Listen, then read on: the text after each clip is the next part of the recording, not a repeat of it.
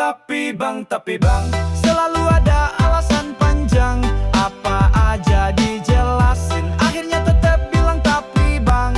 Tapi bang, sampai pusing 7 keliling. Mau dikasih solusi, tetap balik lagi tapi bang. Oke, selamat malam ya teman-teman. Ini gua ada siapin lebih dari 100 PPT slide ya. Ini bakal lengkap untuk teman-teman di sini untuk bahas ya ini kemana arah 2026. Kenapa kita masih punya tesis 2026. Langsung aja kita mulai. Ini kita bakal tutup chatnya biar nggak ngeganggu. Ini langsung gua share screen PPT-nya. Oke, langsung aja tanpa basa-basi ya kita mulai outlook untuk 2026. Nah, sebelum kita lihat dulu outlook 2026, kita mau tahu dulu kenapa sih ini Bitcoin underperform ya. Kalau kita lihat di sini dalam 1 tahun terakhir itu Bitcoin underperform aset kelas lain seperti emas, S&P 500, Nasdaq, silver dan lain sebagainya. Dan kita lihat ya Bitcoin kalah guys lawan saham ya. Bitcoin minus 3%, sedangkan silver pun ya, silver ini naik 70% sedangkan Bitcoin minus 3% ya. Jadi kenapa Bitcoin underperform dalam 1 tahun terakhir sejak Januari ini year to date? Kalau kita lihat di sini selama 1 tahun terakhir OG Whales itu sedang melakukan take profit. Jadi apa itu OG Whales? OG Whales adalah orang-orang yang beli Bitcoin di harga $500, $100 atau bahkan $50. Dan mereka itu udah megang Bitcoin bertahun-tahun. Udah hampir 10 tahun lebih lah ibaratnya di sini. Sorry, di sini 17 tahun. Jadi mereka hold Bitcoin minimal 7 tahun. Dan kita bisa lihat di tahun 2024 dan lebih tepatnya 2025 itu OG Whales udah mulai jualan Bitcoin. Mereka udah mulai melakukan take profit. Kenapa? Ya karena di tahun ini Bitcoin itu udah hit magical number-nya yaitu 100.000 USD. Itu adalah mimpi dari OG Whale holders yang megang Bitcoin di tahun 2015, 2010. Ini $100.000, ini adalah mimpi mereka lah, ini psychological number mereka. Dan sebenarnya ya make sense dong, mereka udah hold Bitcoin bertahun-tahun, udah dimaki-makiin temen ya, kayak CZ itu beli Bitcoin di $500, terus dia jual apartemen dia dan turun 50%. Nah itu dia dimaki-makiin keluarganya, dikata-katain temennya. Dan saat ini Bitcoin udah ke 100.000 USD dan ya ini waktunya lah untuk mereka take profit karena because they deserve it. Mereka udah profit berkali-kali lipat, udah secara signifikan profitnya. Saatnya mereka beli Lamborghini, habis itu beli Ferrari, penthouse dan lain sebagainya. They should enjoy it. Ya, which is make sense lah di sini. Dan kalau kita lihat ya garis kuning ini itu adalah penjualan 100 juta USD dan garis merah itu adalah penjualan 500 juta USD. Dan kalau kita lihat ya memang ya banyak banget garis di tahun 2025. Yes, 2024 ada juga tapi lebih banyak 2025. Dan kalau kita lihat ya ketika OG Whales itu jualan itu harusnya Bitcoin turun dong. Seperti di tahun 2018, 2021.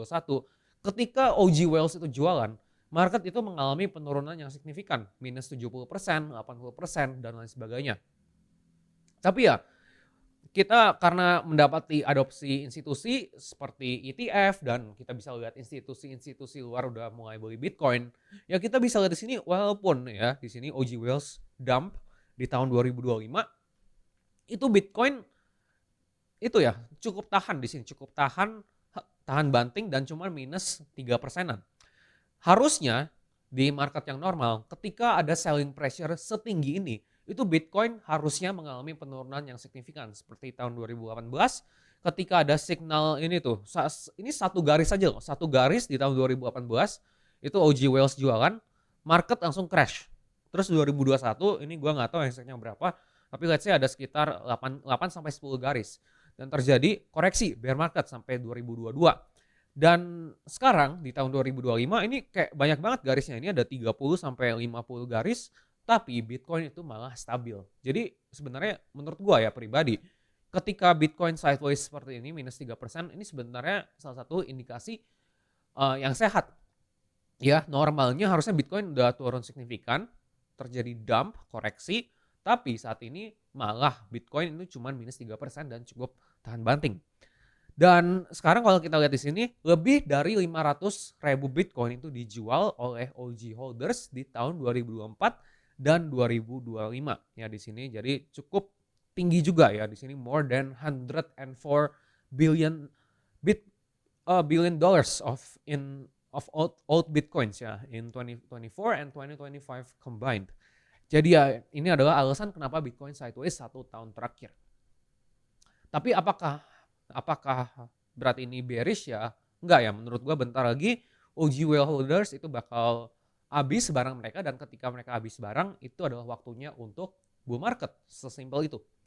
Dan ya salah satu alasan kenapa Bitcoin turun ini adalah karena government shutdown yang kemarin beritanya kita mengalami government shutdown terpanjang lah dalam sejarah, sekitar 42 atau 43 hari oleh Donald Trump.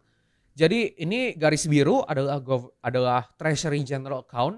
Apa itu Treasury General Account atau TGA ya secara singkatnya? Itu adalah rekening pemerintah Amerika Serikat. Jadi ketika TGA ini naik, ya ini bisa jadi bearish untuk Bitcoin. Kenapa? Ya karena duit yang di pemerintah Amerika Serikat itu naik. Nah, pemerintah itu dapat duit dari mana? Ya dari tax revenue, dari pembayaran pajak dan lain sebagainya. Dan ketika mereka bayar pajak, ya tadinya duitnya itu bisa dipakai di ekonomi, bisa dipakai di spending dan lain sebagainya. Sekarang itu cuman nyangkut di pemerintah Amerika Serikat, di rekening yang nggak diapa-apain. Nah itu bisa dibilang liquidity suction atau penyedotan likuiditas lah dari market finansial. Dan of course ini jadi bearish, dan ketika terjadi government shutdown, ya pemerintah nggak bisa pakai duitnya di rekening mereka. Mereka bisa terima duit, dapat duit dari pajak, dari bayar denda dan sebagainya. Tapi mereka nggak bisa pakai. Makanya itu Treasury General Account ini, duit mereka itu hampir naik lebih dari 1 triliun USD ya selama government shutdown ini. Jadi kita dapat liquidity suction, liquidity drain sebesar 1 triliun USD karena memang ada government shutdown. Jadi itu salah satunya lah. Tapi kabar baiknya sekarang government shutdown udah berakhir, dan memang secara historis ya ini bisa jadi positif untuk saham. Oke, langsung aja next. Nah ini teaser dikit lah di sini. Ini pergerakan S&P 500 setelah government shutdown berakhir. Ya untuk pergerakannya di 2 minggu kemudian, satu bulan ke depan itu masih belum begitu jelas ya. Tapi kalau kita lihat pergerakannya 1 tahun ke depan, probabilitas positifnya itu naik ke 88% dengan probabilitas ya 88% dengan rata-rata kenaikan 15% di sini. Untuk Nasdaq 100 adalah indeks Nasdaq ya, ini technology stocks, 100 saham digabung. Itu win rate-nya juga 88%, tapi average return-nya itu 29,1%, which is also positif ya untuk Bitcoin di sini, karena ketika saham naik ini adalah positif untuk Bitcoin karena mengakibatkan fase risk on. Nah, oke, ini kita udah jalan hampir 20 menit. Ini baru 5 slide ya. Ini kita ada 100 slide di sini. Kita bakal lama di sini. Oke, jadi ini adalah 2026 bull run antitesis. Jadi sebelum gua bahas kenapa 2026 itu bakal bull run, ini gue bakal bahas dulu alasan kenapa 2026 itu nggak bakal bull run. Ini jadi antitesisnya ya. Jadi kita harus diskusi dong ya. Kita nggak bisa bilang bullish. Tapi kita harus lihat data bearish dulu ya di sini. Oke. Jadi yang pertama ya teman-teman di sini pasti pernah dengar death cross ya. Jadi death cross adalah ketika 50-day moving average-nya Bitcoin itu turun di bawah 200-day moving average-nya. Seperti di tahun 2017. 2017, 2021, dan sekarang ini terulang lagi ya, death cross ketiga. Apakah ini end of bull run ya? Karena kita mengalami death cross. Sebenarnya ini ramai banget di Twitter, di Instagram, di YouTube. Ini pada bilang death cross. Apakah waktunya untuk bearish? Nah sebenarnya ya, kalau kita cek setiap skenario atau setiap instansi ketika Bitcoin itu mengalami death cross, kemana arah market 1 tahun ke depan. Dan kalau kita lihat, ya sebenarnya data death cross ini kita nggak bisa pakai untuk lihat bear market atau enggak ya. Karena ini datanya 50-50 ya. Kita nggak bisa bilang ini bull atau bear. Karena memang probabilitasnya itu 50-50. Jadi ini kayak lu lagi lempar koin, itu heads or tails itu kayak 50-50 gitu. Jadi ya kita nggak bisa pakai sesuatu metrik yang ngukur itu 50-50 ya. Kalau 50-50 ya berarti ini data nggak valid untuk kita pakai untuk lihat bear market atau bull market. Dan bahkan ya kalau kita lihat di sini 3 kali terakhir ini terjadi ya, seperti di tahun 2023 di harga Bitcoin 25.000, terus pas harga Bitcoin 50.000 dan Bitcoin 75.000, itu tiga-tiganya Bitcoin mengalami death cross. Tapi bukannya bear market, malah terjadi itu bottoming. Jadi ya kita nggak bisa bilang for sure apakah ini death cross ini bakal jadi positif atau bear market. Apakah ini awal dari bear market, ya kita nggak bisa dapat konklusi itu dari death cross ini. Nggak valid datanya menurut gua ya saat ini. Ini kita backtest ya di sini 1 week later, 2 weeks later, 1 month later, 2 months later. Ini kalian bisa fact check aja sendiri. Download datanya di TradingView, terus masukin ChatGPT, terus ya cross check aja nih datanya. Jadi ya data says that ya kita nggak bisa pakai death cross untuk melihat bear market. Dan menurut gua ya death cross ini bakal jadi 3 kali terakhir di mana ya Bitcoin mengalami bottoming di range tersebut. Ya jadi nggak ada reason untuk kita bilang bearish karena udah terjadi death cross di sini. Dan ini chart yang cukup populer juga, cukup terkenal. Ini kalau kita lihat ya Fed pivot equals to bearish ya. Menurut gue ini misleading chart ya. Karena memang benar ya ketika Fed itu potong suku bunga dan terjadi resesi itu bakal jadi faktor negatif untuk S&P 500 untuk saham. Dan kalau kita lihat ya memang terjadi resesi dan crash di saham. Tapi ya kalau kita lihat ada beberapa instansi juga di mana Fed rate cut tapi saham juga ya tetap mengalami kenaikan, nothing happens. Seperti ya data points yang nggak di highlight di chart ini. Dan kalau kita lihat ya arah market saham tergantung rate cut itu depends. Itu tergantung apakah ekonomi terjadi resesi atau enggak.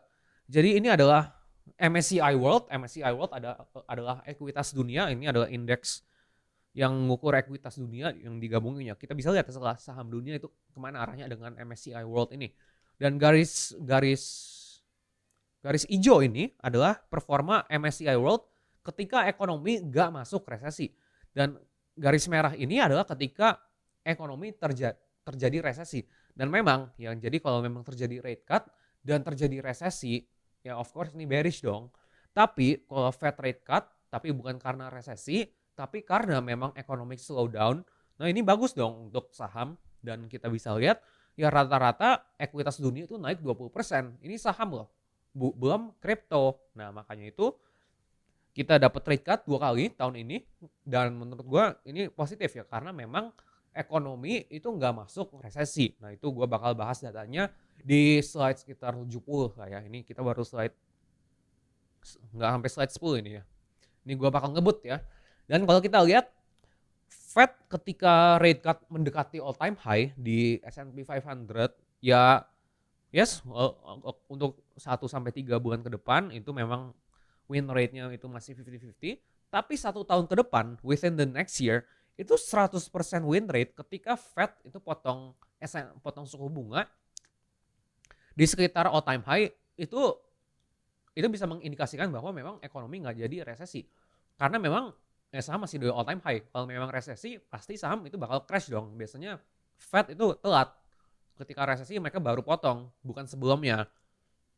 Nah, di sini kalau kita lihat ya ini punya win rate 100%. Jadi 100% of the time ketika Fed itu potong suku bunga within 2% lah, sekitar 2%-an di all time high, which is ya kondisi yang kita sekarang. Ya 1 tahun ke depan S&P 500 mengalami kenaikan rata-rata 14% dengan win rate hampir 100% di sini ya. Oke, jadi kita udah bahas 2 antitesis. Jadi antitesis ke-1 adalah Bitcoin death cross, kedua itu Fed pivot equals to bearish, yaitu gue udah jelasin 2 ini. Dan ketiga, kita bisa lihat ada beberapa indikator saham lah tradisional yang bilang kita udah overvalued untuk saham. Salah satunya itu adalah Buffett Indicator. Ini dibuat oleh Warren Buffett di sekitar tahun 2000-an atau 1990-an lah, sekitar sana. Dia buat indikator ini untuk melihat tops and bottoms ya untuk market. Tapi apakah indikator ini kita masih bisa pakai? Ya kita lihat di sini Buffett Indicator itu menggunakan total US market cap value dibagi gross domestic product. Jadi ini ngukur value saham US menggunakan GDP. Tapi menurut gua metrik ini cukup misleading ya, karena memang as times goes on itu teknologi is advancing. Jadi kita nggak bisa pakai satu patokan indikator selama puluhan tahun. Dan kalau kita lihat ya 41% dari revenue S&P 500 itu datang dari luar negeri. Jadi ya kita nggak bisa bilang oh karena US GDP nggak naik, jadi tapi saham naik itu overvalue. Karena ya bisa aja saham-saham di S&P 500 itu jualnya ke negara lain yang nggak ke-translate ke GDP. Nah itu adalah salah satu drawback dari indikator ini. Karena ya over time US itu udah mulai jualan ke luar negeri. Which is ya di periode Warren Buffett pas dia masih investasi ya memang pas itu US itu nggak gitu ekspor ke luar negeri. Tapi ya as technology goes on, as the world goes on, of course ini bakal ada beberapa penggantian ya di saham. Dan kita bisa lihat ya seiring waktu suku bunga itu mengalami penurunan. Ini ini pakai log chart, tapi di sini kalau kita lihat seiring waktu itu suku bunga mengalami penurunan. Dulu itu suku bunga bisa di sekitar 20%, 25%. Tapi ya saat ini suku bunga cuma 4%-an. Jadi of course ya ketika suku bunga ada di level yang lebih rendah, of course valuasi saham itu bakal jauh lebih tinggi dibandingkan di area Warren Buffett di mana ya suku bunga ada di 15%, 20% dan saat itu normal. Ya seiring waktu suku bunga turun karena memang ya ada aging demographics. Orang jadi semakin tua. Jadi ada lebih dikit orang yang kerja, jadi mereka harus kasih suku bunga yang lebih rendah seiring waktu. Sebelum ada siklus generasi baru bisa ya naikin lagi suku bunga secara trennya. Tapi trennya ini saat ini suku bunga is going downwards di sini. Dan ya di sini pendapatan perusahaan S&P 500 itu masih terus meningkat di sini ya. Bahkan untuk 2026 itu di forecast untuk mengalami kenaikan untuk pendapatan saham US ya di sini. Jadi ya kalau memang begitu there's no reason untuk kita pakai indikator Buffett indikator ini. Ya itu works pas itu di momen Warren Buffett. Tapi saat ini ya kita nggak bisa pakai indikator yang udah dibuat 50-an tahun yang lalu yang kita bisa pakai lagi sekarang. Dan bukan cuma itu ya banyak banget saham di S&P 500 itu bergerak di AI, di teknologi dan itu kadang-kadang nggak ke-translate ke GDP. Jadi ya kita nggak bisa pakai patokan indikator ini udah overvalue, makanya waktunya untuk bearish. Nah sekarang kita bakal bahas tentang AI bubble ya teman-teman. Banyak banget di X, di Instagram banyak yang bilang AI bubble, are we in a bubble? Kita baru di slide 19 ya teman-teman, kita udah 30 menit di sini. Ini gue bakal ngebut ya di sini biar kita bisa cover soalnya dia ada 100 lebih slide ya di sini. Semoga nggak bosan ya di sini ya, slide ke 19 di sini. Oke. Nah AI bubble. Jadi di sini banyak banget fund managers ya. AI bubble itu adalah top tail risk untuk fund manager dari fund manager survey ya.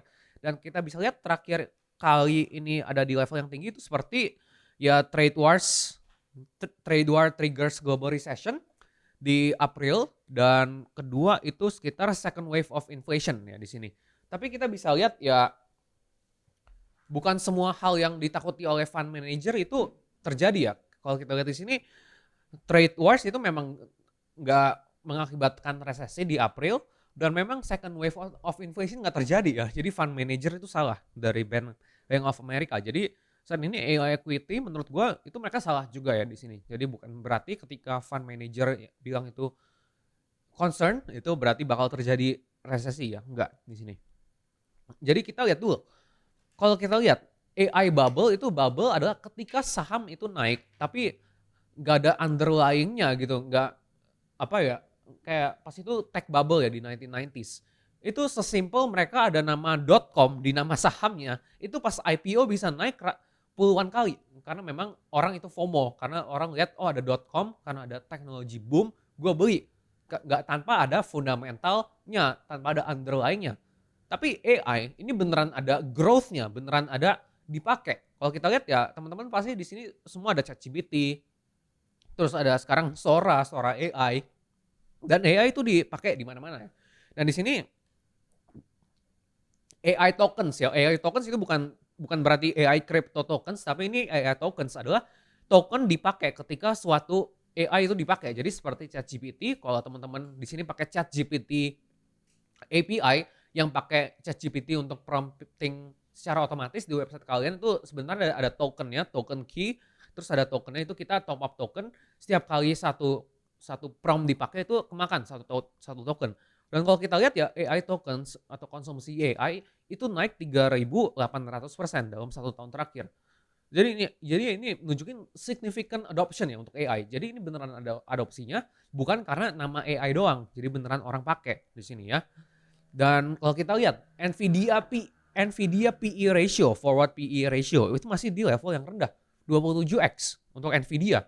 Sedangkan Costco dan Walmart itu hampir 2 kali lipat. Costco itu 30x forward PE ratio-nya, dan Walmart itu 48x. Jadi Walmart tuh jauh lebih overvalue dibandingkan Nvidia. Jadi ya, apakah Walmart sekarang ada di bubble? Ya enggak. Ya di sini belum ada tanda-tanda bubble. Nah di sini masih 27x. Untuk PE ratio, forward PE ratio-nya Nvidia ya. Forward PE untuk lebih akuratnya. Dan kalau kita lihat, kalau kita ambil trend line Nasdaq, di sini Nasdaq is nowhere near a 1999 style bubble trend seperti di 1999 tech bubble boom ya, di sini bubble burst. Di sini ya, habis itu Nasdaq itu udah naik di atas normal trendnya dan udah masuk danger trend. Tapi saat ini kita masih dibilang cenderung normal trend ya untuk Nasdaq. Belum ada gimana banget yang euphoric banget ya di sini. Dan kalau kita lihat pengeluaran untuk AI itu masih di bawah 1%. Di bawah 1% loh. Dulu dari GDP ya, of US GDP. Dan tech bubble pas itu di 1999 itu sempat mencapai lebih dari 5%. Tapi saat ini AI spending itu masih di bawah 1%. Jadi ya ini nunjukin bahwa belum ada tanda-tanda terjadi AI bubble. Memang belum ada waktunya untuk koreksi signifikan correction untuk AI, belum ada ya di sini. Jadi ini adalah outlook gua ya di sini untuk AI bubble. Kenapa memang gak ada AI bubble. Oke, sekarang pertanyaannya, apakah kita akan masuk resesi? Apakah ini ekonominya kita bakal masuk resesi atau enggak ya di sini? Karena banget yang bilang recession. Tapi ini gue bakal share data tentang resesi. Jadi garis biru ini adalah retail sales year on year. Jadi itu adalah penjualan retail di Amerika Serikat. Dan garis putih itu adalah net of percentage banks reporting tightening standards for credit. Jadi ini adalah yang di sisi kiri dan ini inverted ya. Jadi kita bisa lihat hampir 0% dari bank yang nge-reporting bahwa kreditnya macet. Jadi udah mulai menurun ya jumlah bank yang reporting bahwa kreditnya macet. Dan kalau kita lihat di sini ya, retail sales atau penjualan retail di supermarket dan lain sebagainya itu belum mengalami penurunan dan bahkan naik. Jadi ya ketika penjualan di supermarket turun itu ya bisa mengindikasikan resesi, nggak ada yang pakai duitnya. Tapi saat ini masih strong and okay. Jadi there's no evidence of itu ya, of recession. Dan sekarang ya ini adalah indikator household loan survey, jumlah bank yang ingin kasih utang ke orang. Dan kalau kita lihat di sini ya, saat ini ada semakin banyak bank yang mau kasih utang ke konsumen. Dan ketika bank itu mau kasih utang ya, mereka confident atau mereka percaya bahwa yang utang itu punya duit untuk bayar balik. Kalau bank itu prediksi resesi, ya dia nggak bakal ngutangin ke orang dong, karena mereka bakal nggak bisa bayar balik. Logik ya di sini. Dan kalau kita lihat ketika terjadi resesi, ya ini turun. Tapi saat ini yang ada mengindikasikan turun dan ini malah sedang recover. Ya, jadi secara kredit dan kita kasih utang, ya loans itu masih recovering. Dan kalau kita lihat US bank lending year on year, ya jumlah utang yang diberikan oleh bank itu mengalami kenaikan sejak 2023.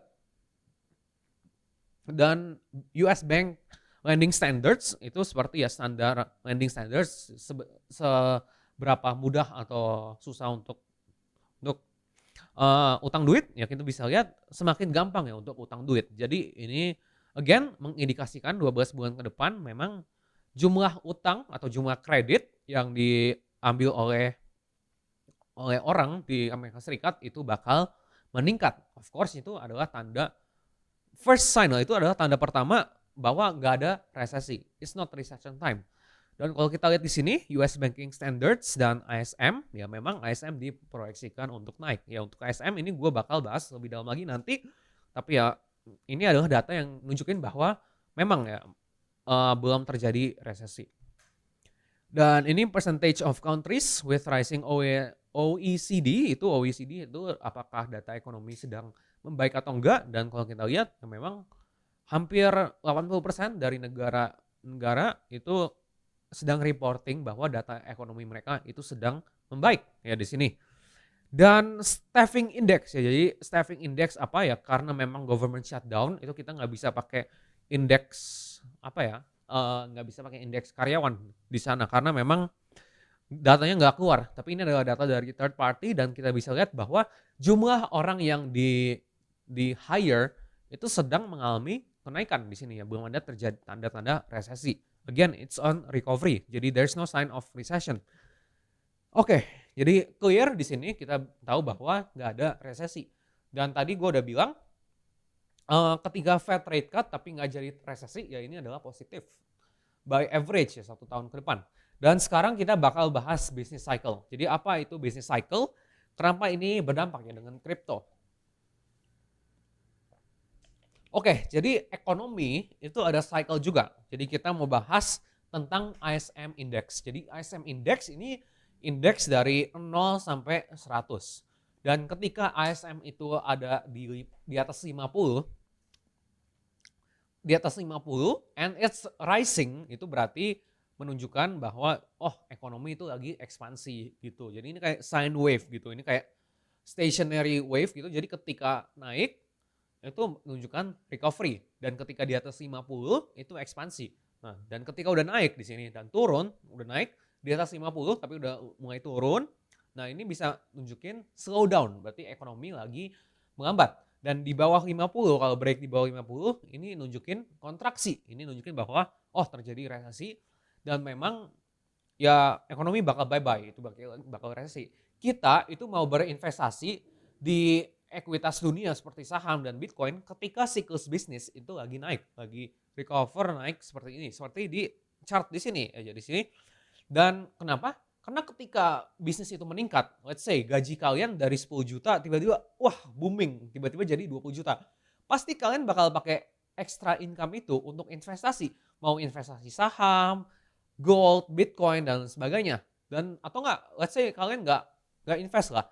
Kalian tuh beli pakai duitnya untuk beli PS5. Nah itu kayak berputar di ekonomi. Ya, jadi terus yang penjual PS5-nya itu bakal pakai duitnya nggak sih untuk beli beras. Terus yang penjual berasnya itu bakal pakai duitnya untuk beli bangku. Yang penjual bangkunya itu bakal pakai duitnya untuk beli iPhone 17. Terus yang penjual iPhone 17 itu baru pakainya untuk invest, let's say ke saham, ke Bitcoin dan sebagainya. Jadi walaupun nggak semua orang itu invest Bitcoin atau S&P, itu perputaran duitnya itu lama-lama pada akhirnya itu bakal ngalir ke saham, ke Bitcoin dan lain sebagainya. Jadi ketika indeks ini naik atau business cycle naik, atau ya untuk mengukur business cycle itu ISM PMI, ya of course bakal naik dong. Jadi kita hanya mau invest di Bitcoin ketika business cycle-nya itu lagi pulih atau lagi recover. Bener dong, make sense dong. Masa kita invest ketika orang itu lagi bangkrut, ya mereka ngapain invest di Bitcoin kalau mereka lagi turun ya bisnisnya, mereka bakal jual Bitcoin mereka, which make sense di sini ya. Dan ya jadi ini adalah indeksnya namanya ISM PMI. Jadi ISM itu adalah perusahaan yang ngambil surveinya, itu adalah Institute Supply of Management, dan PMI itu adalah ya indeksnya, yaitu Purchasing Managers Index. Ya, jadi yang paling utama yang ini ya ISM. ISM itu salah satu entitas lah yang ambil survei itu. Oke, jadi ini adalah Bitcoin versus ISM PMI ya di sini. Ketika ISM itu naik, ya Bitcoin juga mengalami kenaikan, dan ketika ISM turun, ya Bitcoin juga mengalami penurunan. Which makes sense ya di sini dari the start of Bitcoin, sejak Bitcoin itu harga $1 ya di sini udah terbukti bahwa punya korelasi tinggi. Jadi pentingnya untuk kita tracking ISM. Dan kenapa memang cycle belum top? Karena memang ISM itu belum mengalami peaking ya. Biasa bisnis itu ada cycle, dan saat ini cycle-nya itu masih di pertengahan ya. Kita masih benar-benar pertengahan, belum di peak-nya. Jadi belum ada tanda-tanda bearish. Dan kalau kita lihat di sini, ini adalah Bitcoin implied ISM pricing. Dan ya alasan kenapa Bitcoin memang cenderung sideways, belum euphoric banget, ya karena memang ISM itu masih steady, masih belum gitu recover banget. Ya, dan kalau kita lihat di sini, itu punya korelasi tinggi juga dengan ETH-BTC ratio. Jadi apa itu ETH-BTC? Itu adalah ya rasio Ethereum dibandingkan Bitcoin. Ketika rasio ini naik, ini Ethereum recover, dan ini adalah terjadi alt season. Ini adalah waktunya alt season, karena memang ketika ratunya itu naik, ya anak buahnya juga naik ya di sini. Dan alt season sebenarnya itu bakal cuma terjadi ketika business cycle atau ISM index ini mengalami pemulihan. Ketika orang itu gajinya naik dari 10 juta ke 15 juta, atau gajinya bisnis punya revenue naik, itu adalah waktu di mana mereka bakal lempar. Ya, orang cuma bakal dijen kalau mereka kaya, kalau mereka miskin mereka nggak bakal dijen di sini. Jadi ya make sense dong di sini kenapa memang belum ada alt season gimana pun ya di sini. Dan ya di sini ada potensi untuk kita mendapatkan 5.4 year cycle ya di sini, karena memang ada perubahan lah, beberapa dinamika di sini ya.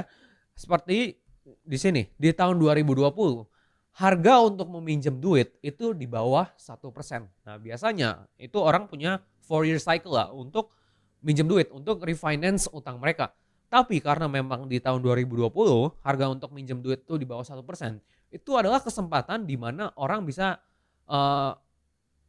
perpanjangin jangka waktu peminjaman duit mereka. Dan ini kalau kita bisa lihat hasilnya bisa jadi sekitar siklus 5,4 tahunan lah untuk ISM. Jadi salah satu kenapa memang ada extended cycle, karena di tahun 2020 ya memang suku bunga di bawah 1%.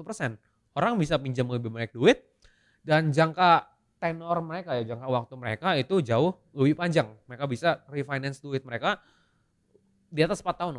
Ya, ini sekitar 5,4 tahun atau mungkin sampai 6 tahun juga. Dan kalau kita lihat di sini, ya ISM itu diproyeksikan untuk naik dalam 9 bulan ke depan. Ya di sini tentang global liquidity dan financial conditions index yang gue bakal bahas lebih lengkap ya nanti di sini. Kalau kita lihat ya global liquidity atau jumlah duit yang dicetak itu bisa jadi lead ya sekitar 6 bulan untuk ISM, dan financial conditions index itu bisa jadi lead 9 bulan untuk ISM. Jadi ya kita bisa mengantisipasi 9 bulan ke depan siklus bisnis itu bakal pulih, bakal recover. Ya dong, karena jumlah duit yang dicetak itu naik. Jadi ketika jumlah duit yang dicetak naik, siklus bisnis itu bakal naik, hasilnya Bitcoin naik. Nah, gitu dong. Masuk akal kan di sini. Dan kalau kita lihat ISM index itu berada di level di bawah 50 terlama dalam sejarah sejak 1950. Terlama dalam sejarah. Dan ya, ini karena ini adalah stationary time series. Ini biasanya it will normally revert to its mean. Dan kalau kita lihat ketika suatu hal berada di level yang ekstrim di jangka waktu panjang ya seperti ISM sekarang, probabilitas besarnya ya sooner or later it will revert back to its mean. Ini bakal kembali ke rata-ratanya. Dan kalau kita lihat ya ini kita udah di level 3 standard deviation move ya di sini. Ini di sini untuk ISM udah 3 standard deviation move, itu probabilitasnya 0, sekian persen ya. Jadi probabilitas ISM itu bakal pulih itu cukup tinggi ya dalam jangka panjang di sini ya untuk cycle ini. Makanya nggak ada alasan ya untuk kita mikir cycle-nya udah berakhir di sini ya. Dan kalau kita lihat copper gold ratio itu masih belum di zona euphoric. Jadi ini adalah rasio tembaga dibandingkan emas. Jadi ketika business cycle itu naik ya orang pakai tembaga untuk produksi barang lah, untuk pakai tembaga untuk ya kayak contoh mau bangun gedung atau mau transportasi barang, mau buat kapal itu butuh tembaga, copper. Dan biasanya ketika business cycle naik itu mereka bakal beli copper untuk ekspansi, dan itulah momen di mana copper atau tembaga itu outperform emas. Dan kalau kita lihat ya saat ini copper gold ratio masih di zona rendah ya, belum ada zona euphoricnya. Jadi ini dari indikator ini kita bisa bilang oh ini masih early cycle dibandingkan end of cycle ya di sini ya. Jadi memang masih jauh cycle-nya. Dan kalau kita lihat hampir 82% ekonomi dunia itu ada di zona ekspansi dan 5,9% ada di zona recovery. Jadi 82,4 tambah 5,9 itu sekitar 88%-an dari ekonomi dunia itu lagi mulai recover. Mereka lagi mulai pulih. Jadi ya nggak ada tanda-tanda resesi. Yang lagi kontraksi itu ya sekitar beberapa negara di Asia seperti China dan Brazil di sini ya. Brazil slowdown. Jadi aside from those two, ya ekonomi dunia sedang recover, which is ya a good thing gitu. Tapi belum peaking. Jadi kita sekarang tahu secara bisnis cycle memang belum waktunya untuk bear market. Memang 2026 masih diproyeksikan untuk recover. Dan kalau kita lihat sekarang US Stocks Outlook. Kenapa gue taruh US Stocks Outlook? Karena ya memang ketika US Stocks itu recover itu juga positif ya untuk Bitcoin. Karena ini mengakibatkan risk on di sini. Dan sekarang kita cek US Stocks Outlook di sini.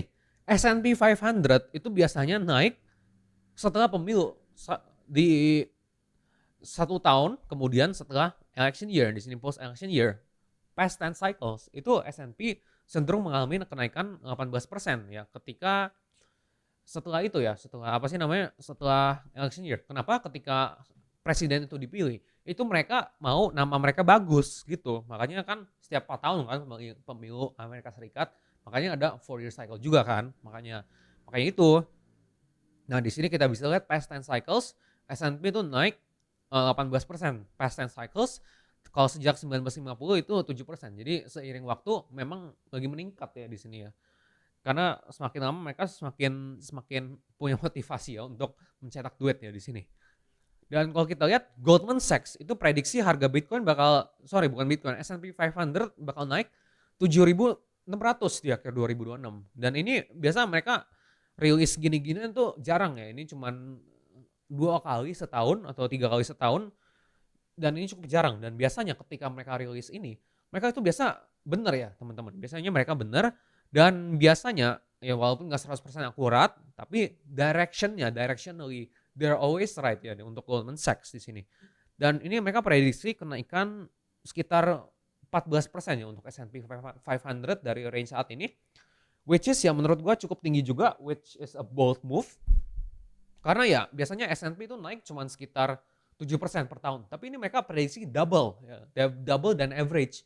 Jadi mereka masih confident juga 2026 itu masih bakal mengalami kenaikan. Jadi ya nggak ada alasan untuk kita dapetin kesimpulan bearish cuman karena death cross yang 50-day MA itu turun di bawah 200-day MA di sini ya. Dan S&P itu udah naik lebih dari 34% dalam 7 bulan terakhir. Dan ya ini bisa jadi trust signal ya di sini. Dan kita bisa lihat rata-rata 1 tahun ke depan itu ya Bitcoin mengalami recovery ya sekitar 83% win rate-nya, average-nya itu sekitar 10,6%. Dan kalau kita lihat ya S&P 500 average price path after Fed cuts within 2% of all time high. Ya ini adalah rata-rata pergerakan S&P 500 ketika Fed itu potong suku bunga sekitar 2% lah dari all time high-nya ya di sini. Dan kalau kita lihat ya S&P 500 rata-rata naik 12% setelah government shutdown ya di sini. Dan kalau kita lihat ya S&P 500 juga mengikuti jejaknya sejak tahun 1998. Ya di sini. Dan kalau kita lihat di sini ya di sini bull run ini masih cukup muda ya kalau kita lihat di sini ya sejak 2022 ya di sini bull run-nya itu masih sekitar 36 bulan. Dan kalau kita lihat ya memang ini masih cukup muda dibandingkan average-nya. Dan kalau kita bisa lihat ya dari cycle sebelumnya itu untuk S&P untuk saham itu bull run-nya itu bisa 100 bulan, 60 bulan, 150 bulan. Ya saat ini memang average-nya itu masih 67 minggu ya. Jadi kita masih di bawah average. Ya jadi memang bull run ini masih belum waktunya bear market lah, ini masih muda cukup bull run. Dan sekarang kita bahas central bank actions di sini. Dan kalau kita lihat ya Federal Reserve itu bakal stop quantitative tightening pada tanggal 1 Desember. Dan quantitative tightening secara simpelnya itu adalah ketika Fed itu narik likuiditas lah, mereka sedot keluar likuiditas dari sistem. Dan ini terjadi liquidity drain dan mereka bakal stop lakuin itu pada tanggal 1 Desember which is a positive thing ya untuk market juga. Dan quantitative easing ada beberapa signal itu bakal dimulai tahun depan ya. Di sini QE akan dimulai tahun depan ya. Bisa jadi ya di sini. Dan kalau kita cek bisa jadi positif dari Fed John Williams ya di sini. Dan kalau kita lihat People's Bank of China itu udah mulai quantitative easing di bulan Oktober di sini ya, walaupun nggak signifikan, tapi ini adalah one step closer lah untuk quantitative easing. Dan kalau kita lihat ya ini adalah early cycle ya menurut gue, dan ini bukan waktunya untuk top. Quantitative easing secara simpelnya itu adalah ketika mereka mencetak duit. Dan sekarang kita bisa lihat, kalau kita lihat global bank central actions from the last 3 months ya, ini adalah aksi bank sentral, apakah mereka lagi naikin suku bunga atau lagi turunin suku bunga. Dan kalau kita lihat di sini ya hampir 80% dari bank sentral dunia itu dalam 3 bulan terakhir itu lagi potong suku bunga. Dan kalau kita lihat ya bank sentral yang sedang naikin suku bunga itu 0% guys. Ini di dunia ini ada 220 bank sentral. Tapi dari 220 ini 0 yang lagi naikin suku bunga, which is ya very bullish dong untuk saham. Dan terakhir kali ini terjadi adalah tahun 2020. Dan di tahun 2020 ketika ini terjadi ya you know lah what happened di Bitcoin. Bitcoin naik 500-600%. Nah, which is ya hal yang cukup positif juga ya di sini. 0 yang sedang naikin suku bunga. Nah, kita udah bahas global central bank, sekarang kita bahas global liquidity ya. Kita udah di slide 56 ya, saat ini kita masih halfway. Ini gua bakal ngebut. Dan kalau kita lihat di sini ya Bitcoin bakal mengikuti jejak global liquidity, dan ini global liquidity masih naik sekitar 8% dengan annualized growth rate-nya dan masih ada di zona all time high. Dan kalau kita lihat di sini ya global liquidity cycle itu ada siklus 4 tahunan. Dan ya apakah 4-year cycle ini sebenarnya 4-year cycle itu dapat dari global liquidity cycle, bukan dari 4-year cycle karena halving. Nah, kalau kita lihat ya sejak 1967 ada cycle 4 tahunan lah. Apakah exact 4 tahun? Enggak, tapi ya kadang 6 tahun, kadang 7 tahun. Tapi ya you get it, cycle ini berawal dari global liquidity cycle, bukan karena dari Bitcoin cycle. Bitcoin cycle cuman ya it so happens lah ini pas-pasan itu sama dengan global liquidity cycle gitu. Dan kalau kita lihat ya global liquidity itu punya korelasi tinggi dengan Bitcoin. Nah, jadi ketika global liquidity naik, ya ini bakal jadi faktor positif untuk Bitcoin. Nah, kita jangan cuman ngomong doang ya, kita bisa lihat di tahun 2017 ya terbukti di sini global M2 sama Bitcoin itu punya korelasi yang tinggi di sini ya di tahun 2017 seperti di Trump 1.0 di sini. Dan di sini kalau kita lihat terbukti ya di sini korelasi Bitcoin dan global liquidity itu naik 90,4%. Dan kalau kita lihat ya kita nggak usah pakai chart doang, kita nggak bisa pakai logic doang. Ya kita pakai matematika, kita pakai 3 di sini. Korelasinya itu 90,4%. Jadi ya ketika global liquidity atau dengan kata lain jumlah duit yang disuntik meningkat, ya harga aset dunia itu bakal meningkat juga. Ya dong, karena memang ada lebih banyak duit yang beredar, tapi jumlah asetnya itu cuman limited gitu. Jadi ketika ada demand untuk suatu produk yang limited ya pasti bakal positif dong untuk ekuitas dunia. Dan global liquidity bukan cuma punya korelasi tinggi dengan Bitcoin, tapi dengan saham juga, dengan aset kelas lain juga, ya bukan cuma Bitcoin. Makanya penting banget kita ya measure global liquidity. Makanya itu kan gue sering share di internal di premium crypto research ya, global liquidity itu harus dipantau lah di sini. Dan kalau kita lihat global liquidity ya breakout, dan 3 kali terakhir ini terjadi ya Bitcoin mengalami kenaikan yang signifikan seperti cycle 2017, 2021. Kenapa Bitcoin bisa naik ya? Karena global liquidity, simple ya. Ada sesuatu yang suntik. Nah, di sini. Dan kalau kita lihat ya global liquidity versus altcoins market cap, ya memang Bitcoin itu global liquidity juga punya korelasi tinggi dengan altcoins ya di sini.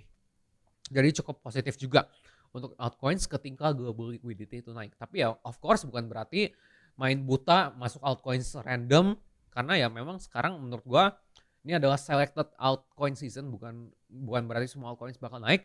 Ya, tapi ini topik untuk another time lah ini, karena memang ini kita bahasnya untuk tesis 2026 cycle ya. Dan sekarang ya kita lihat Trump playbook ya. Trump playbook itu kalau kita lihat ya Trump itu bakal bagi-bagiin $2.000 dividennya. Tapi apakah ini confirm ya? Belum gitu confirm juga. Ini cuman tweet di Truth Social dari Trump. Ya dia bilang karena memang US itu dapat banyak duit dari tarif. Si Trump ini dia lagi sombong nih, dia lagi mau pamer. Oh nih ya gue mau bagi-bagiin $2.000 nih karena gara-gara gua ini ya US itu kaya karena bagi-bagi tarif. Nah itu ya dia sombong ini. Tapi ya untung kesombongan dia benefit kita ya di sini. Jadi ya apakah ini dividen ini bakal dalam bentuk tax cut atau dalam cash ya kita nggak tahu. Ini cuman it's all the information we have. Kapan juga kita nggak tahu.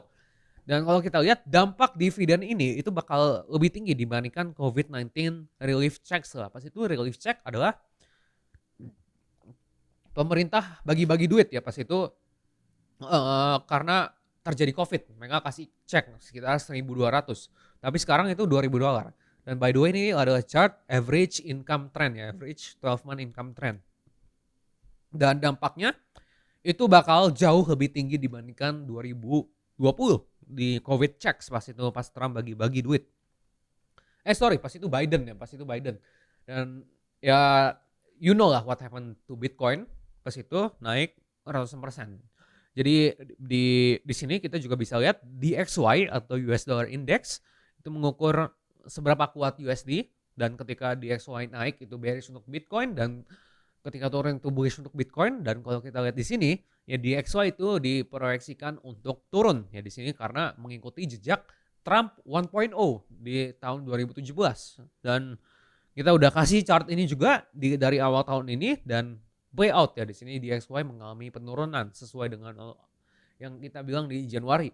Dan ya kalau kita lihat di sini Bitcoin juga bisa ada potensi mengikuti jejak tahun 2017 seperti Trump 1.0 di sini ya. Jadi kalau memang ya Bitcoin masih ikuti jejaknya sampai ini ya cukup positif juga ya untuk Bitcoin di sini Januari 2017. Dan kalau kita lihat ya 2020 playbook ya pas itu dari 200 bank sentral dunia itu nggak ada yang potong suku bunga dan pas itu bagi-bagi COVID relief checks dan pas itu business cycle itu lagi mau recover. Nah sekarang playbook kita cukup mirip ya dengan 2020 ya salah ngomong 2020 playbook cukup mirip ya. Jadi apakah kita bakal ngulangin lagi di sini ya? Gue confident ya, tapi kita nggak bakal ngulangin sampai 600% tuh. That's so crazy ya, itu terlalu tinggi menurut gue. Tapi ya, ini bottomnya dari kalau kita ambil koreksi di sini dari bottom itu 959% ya di sini. Jadi cukup positif ya untuk kita karena kita mengikuti jejak 2020 playbook 2.0 di sini ya. Dan sekarang ini gue mau explain 4-year cycle. Kenapa adanya siklus 4 tahunan? Nah, kalau kita lihat di sini, ini gue bakal pakai beberapa contoh ya di sini. Jadi year zero. Oke, sebelum gue mulai, jadi kenapa ada 4-year cycle atau ada cycle ada secara generalnya? Karena itu dari ngutang. Kayak orang misalnya nih, jangan orang lah, saya pemerintah. Pemerintah itu utang 100 billion USD. Itu mereka nggak bisa bayar balik utangnya. Apa yang bisa mereka lakuin? Mereka utang baru dari orang baru, terus pakai duitnya untuk bayar balik utang lama. Nah itu proses tersebut itu namanya ya refinancing cycle atau ya bisa dibilang juga global liquidity cycle, debt refinancing cycle. Refinance adalah ketika kita bayar utang kita dengan utang yang baru. Nah, seperti ini year zero, the good times ya di sini perusahaan itu issue 100 billion in bonds ya di 2% interest dan annual interest cost-nya itu 2%. Ya ini mengakibatkan cash flow-nya untuk strong, economy healthy, banks lending dan investor itu risk on. Nah, seperti itu. Nah, terus sekarang year 3 sampai 4 di sini refinancing while hits ya. Bonds-nya itu mature tapi dan suku bunga itu udah nggak lagi 2%, itu mereka 6%. Untuk keep on operating itu mereka harus bayar interest rate itu 6%. Nah sekarang new annual interest cost itu 6 billion USD. Interest cost-nya itu triple, 3 kali lipat. Nah ini mengakibatkan cycle wave, profit margin turun, harga saham turun, layoffs begin, ya banyak orang dipecat, capex itu turun itu atau spending, itu bank sentral itu udah banks itu banks tighten lending, itu kredit itu menurun, credit spreads naik, dan jumlah utang yang nggak bisa dibayar itu meningkat, which is yang bukan senario yang kita mengalami saat ini. Dan ya seperti yang kita bilang tadi, ya karena pas itu tahun 2020 market suku bunga itu ada di bawah 1%. Ya ini yang normalnya itu year 3-4, maybe 5. Tapi saat ini karena memang pas itu suku bunga rendah, mereka itu refinance bisa dalam jangka lebih panjang karena pas itu ya suku bunga di bawah 1%.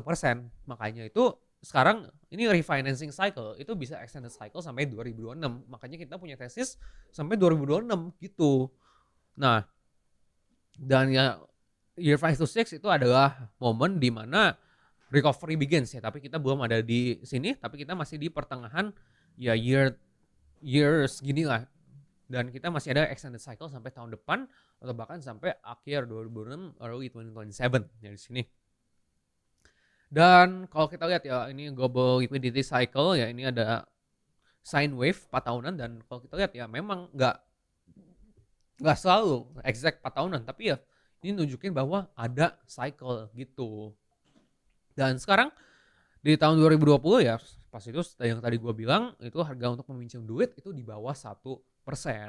Nah, gue udah cukup bahas banyak ya, sekarang kita udah di slide 76 ya, 76 out of 100 entry. Jadi kita masih ada sekitar 20-an slide lagi ya. Semoga nggak bosan ya, dan semoga teman-teman di sini pada dengerin. Wah, gue lihat di sini makin meningkat ya ini jumlah partisipan ya di sini ya. Oke, dan kalau kita lihat Bitcoin adoption ya di sini, Bitcoin adoption, dan kalau kita lihat ya BlackRock itu udah borong Bitcoin, ada apa institutional adoption, ini IBIT, jumlah Bitcoin yang dipegang oleh IBIT itu terus meningkat ya. Karena apa? Karena ada ETF ya, ETF institutional adoption. Makanya itu ketika OG Wells jualan seperti yang data tadi yang gue present ya, BlackRock itu masih borong Bitcoin ya secara signifikan. Makanya itu selling pressure-nya itu diabsorb ya, dan ketika selling pressure ini selesai ya ini bakal jadi bullish ya untuk Bitcoin.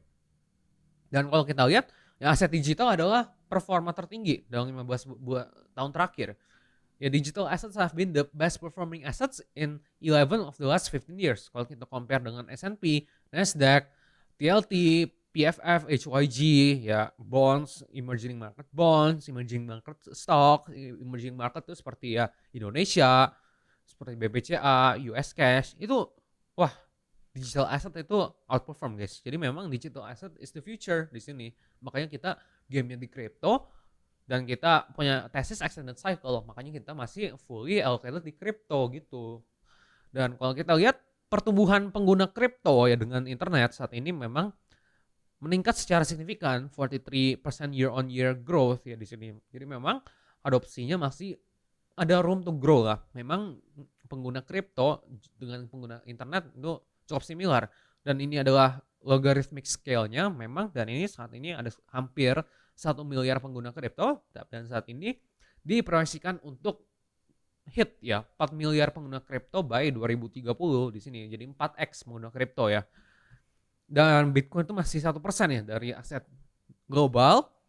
Masih ada so many room to grow, dan di sini Bitcoin masih diproyeksikan untuk naik, dan ini adalah exponential growth ya kalau memang mau main long term ya, sampai cycle nggak dijual. Nah ini adalah long term ya, tapi ini kita bakal bahas only for 2026.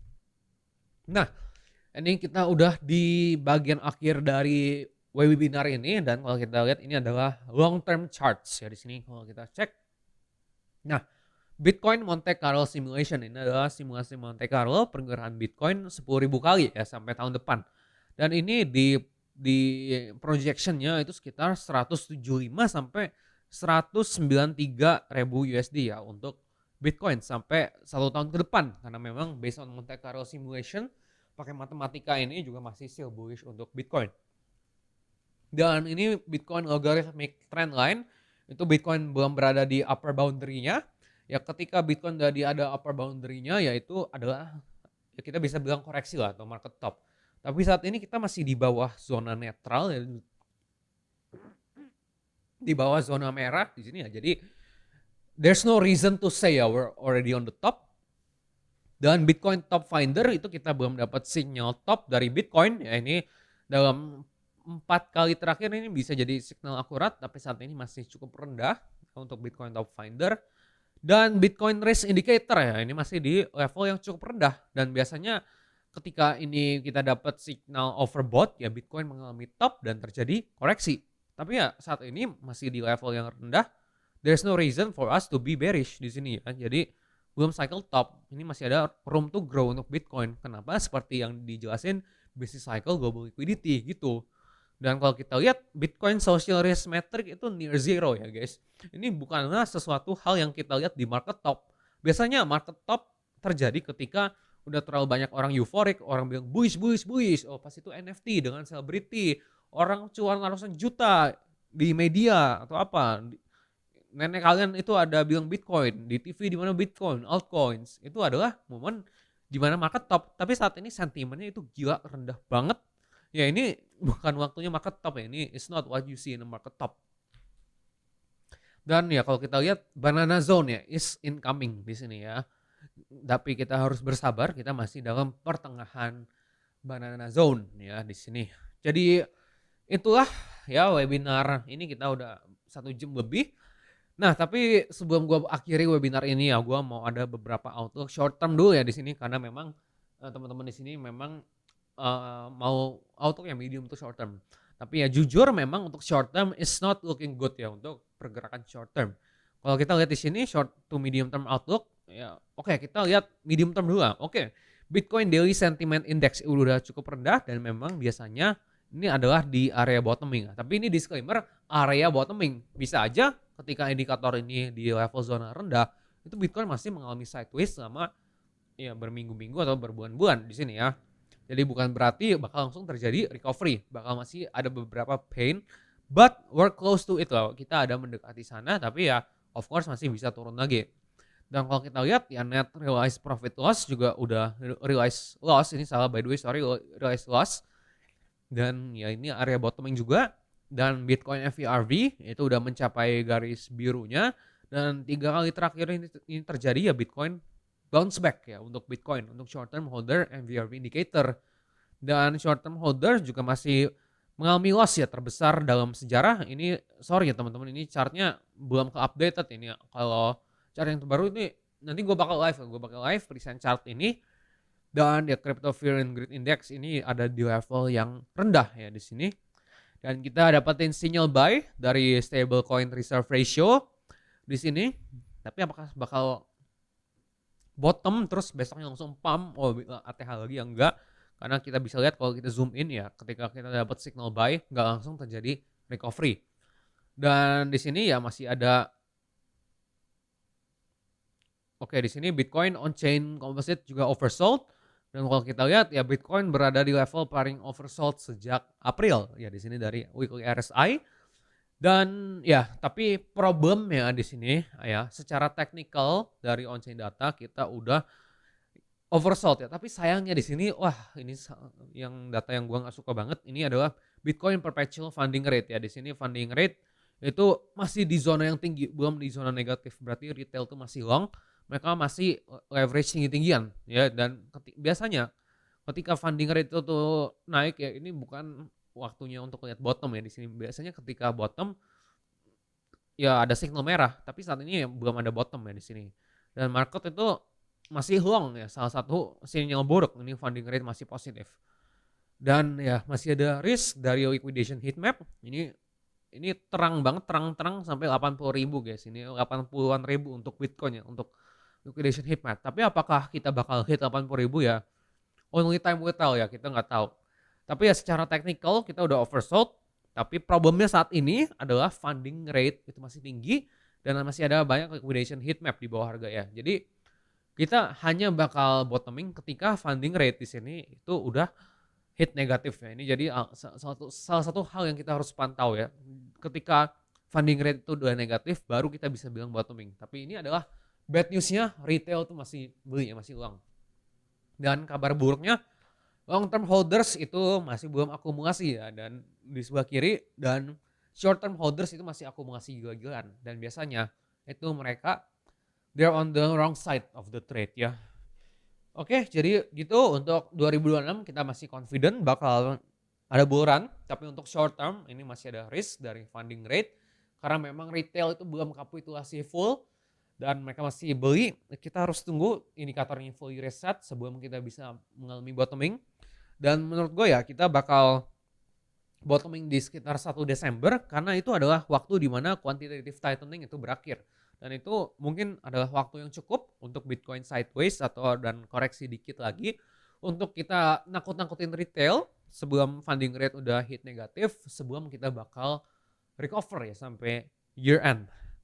Oke, jadi mungkin gitu aja teman-teman untuk webinar hari ini, udah cukup lama ya, sejam lebih. Oke, jadi thank you teman-teman ya, semoga ini bisa menjadi bermanfaat.